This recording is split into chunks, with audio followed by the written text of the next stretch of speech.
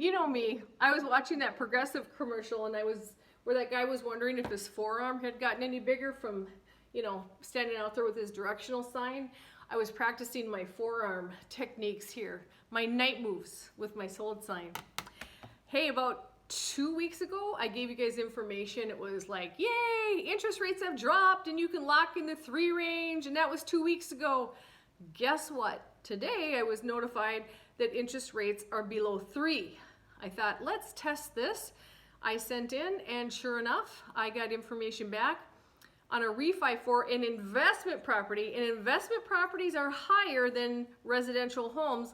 I was quoted 3.875. So I definitely got to jump on that. But other people are locking in the 2s.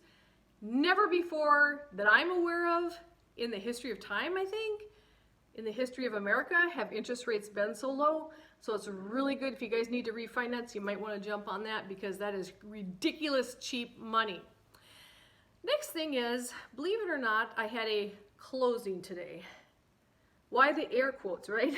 Because I was the listing agent and it's for sellers. But we now, because of limiting contact with each other to be germ-free environment, the sellers pre-sign. I know a lot of states do this. I believe like in New York and California and those kind of cities, they pre-sign. So what that means is the mortgage isn't even done. We don't have a clear to close. We're supposed to close on Monday, the 15th. But without a clear to close, we're actually signing our papers.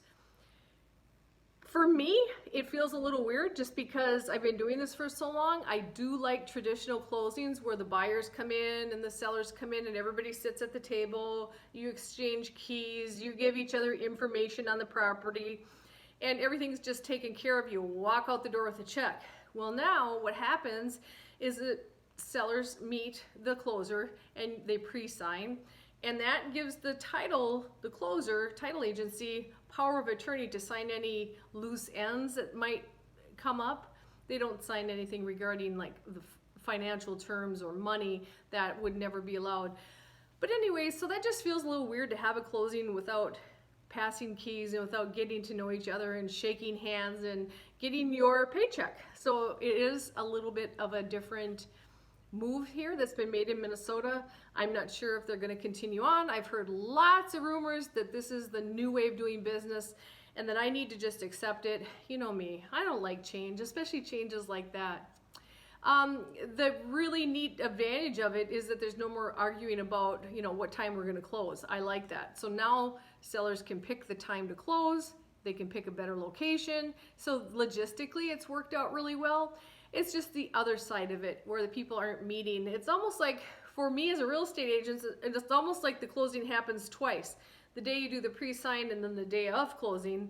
And for the sellers, they sit and they sign, and give somebody else the power of attorney, but I don't get any money. And that can feel a little freaky. It would freak me out. Oh, don't worry, your check is coming, right? So it's just more changes in the real estate industry. And as you know, the real estate market is just always changing all the time anyway. But I just wanted to give you guys a heads up if you're, in the middle of a real estate transactions. It is not business as usual. There's been lots of pivoting, and that would be definitely a pivot that's taken place. Any other questions? Or if you want to take advantage of those extremely low interest rates, shoot me a private message and I'll hook you up. Thank you so much.